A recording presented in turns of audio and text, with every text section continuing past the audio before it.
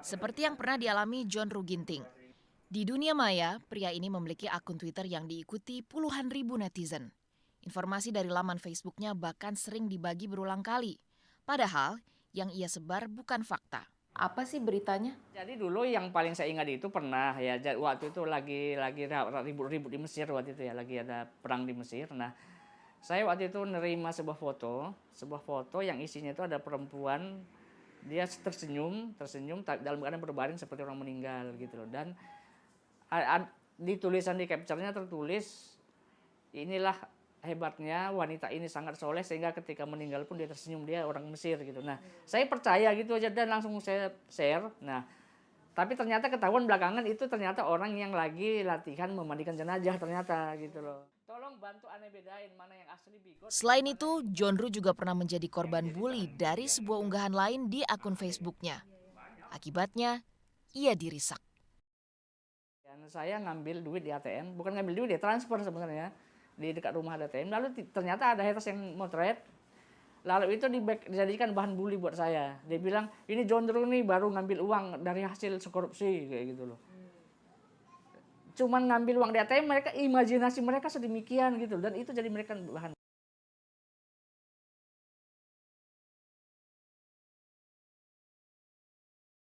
Ya namanya haters ya, itu mereka menuduh saya tukang sebar hoax.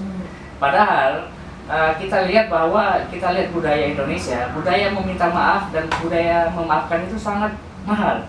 Sedangkan saya termasuk orang yang sangat mudah meminta maaf. Begitu saya salah, dan itu bagi mereka menuduh itu modus. John Ru pura-pura nyebar hoax, setelah ketahuan dia pura-pura minta maaf. Nah, begitu kata mereka gitu loh. Jadi ya itulah namanya haters ya, memang apapun yang kita lakukan tetap akan dibully. Nah, jadi intinya ya itu seperti itu. Jadi mereka melakukan stigma negatif terhadap saya, padahal saya melakukan itu karena memang nggak sengaja. Dan sejak saat itu sampai sekarang saya semakin hati-hati supaya saya jangan pernah lagi terlibat dalam penyebarluasan hoax, karena saya juga tahu itu nggak benar. Sebab dulu ya, sebelum adanya Facebook, saya ketika dulu masih era milis, era blog, saya termasuk orang yang sebenarnya rajin menyebarkan info-info kepada teman-teman mengenai hoax. Saya bilang, ciri-ciri hoax seperti ini, kita jangan nyebarin hoax. Begitu ada teman yang menyebar hoax, itu saya beritahu, itu hoax loh, jangan kamu sebarkan. Saya rajin ngomong kayak gitu dulu gitu loh. Artinya saya memang dari dulu saya anti hoax sebenarnya gitu. Cuman ya namanya manusia ya, hilaf itu kan biasa gitu. Memang waktu pertama kali tidak sengaja menyebar itu, apa sih beritanya waktu itu, Pak? Jadi dulu yang paling saya ingat itu pernah ya, waktu itu lagi ribut-ribut di Mesir waktu itu ya, lagi ada perang di Mesir. Nah, saya waktu itu nerima sebuah foto yang isinya itu ada perempuan, dia tersenyum dalam keadaan berbaring seperti orang meninggal gitu. Dan di tulisan di capture-nya tertulis, inilah hebatnya wanita ini sangat soleh sehingga ketika meninggal pun dia tersenyum, dia orang Mesir gitu. Nah, saya percaya gitu aja dan langsung saya share. Nah, tapi ternyata ketahuan belakangan itu ternyata orang yang lagi latihan memandikan jenazah ternyata gitu loh. Nah, jadi ada haters yang itu dimuat di sebuah media, sebuah blog, lalu itu dijadikan untuk membuli saya kayak gitu loh. Dan itu sebenarnya awalnya saya dituduh sebagai tukang hoax, sebenarnya awalnya itu. Dan itu terjadi udah lama sekali, udah dulu Mesir kan udah tahun berapa itu gitu loh. Udah lama sekali.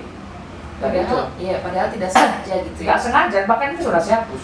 Nah, dampaknya tuh yang Pak John Ru rasakan tuh sampai segimana sih karena penyebaran yang tidak sengaja itu? Ya, saya dibully, dicaci maki, dibilang goblok, apa segala macam gitu. Tapi ya bagi saya sih biasa, gitu, biarin aja, gitu.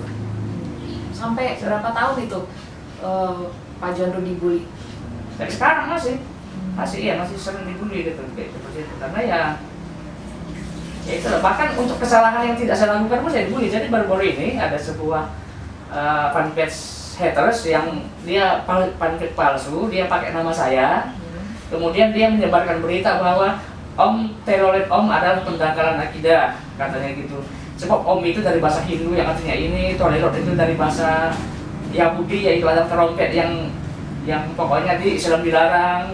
Kalau kita ucapan itu kita otomatis jadi kafir. Jadi jangan lagi mengucapkan telolet gitu loh. Dan karena itu pakai nama saya, akhirnya banyak orang yang mengira itu saya beneran. Akhirnya John Ru goblok apa segala macam itu dia ngabarin kepada saya. Dan anehnya si haters yang melakukan itu, dia dengan bangganya menunjukkan, ini loh hasilnya fitnah gue, dibaca oleh 1 juta orang. Dia merasa bangga menunjukkan ketololan dia, menunjukkan bahwa dia tukang fitnah, gitu loh. Dan orang seperti itulah tukang fitnah yang sebenarnya, gitu loh. Tapi kenapa kok selama ini orang seperti itu nggak pernah dibahas? Padahal mereka lah tukang fitnah yang sebenarnya, kayak gitu. Pak Jondro pernah menelusuri nggak orang-orang yang fitnah Pak Jondro?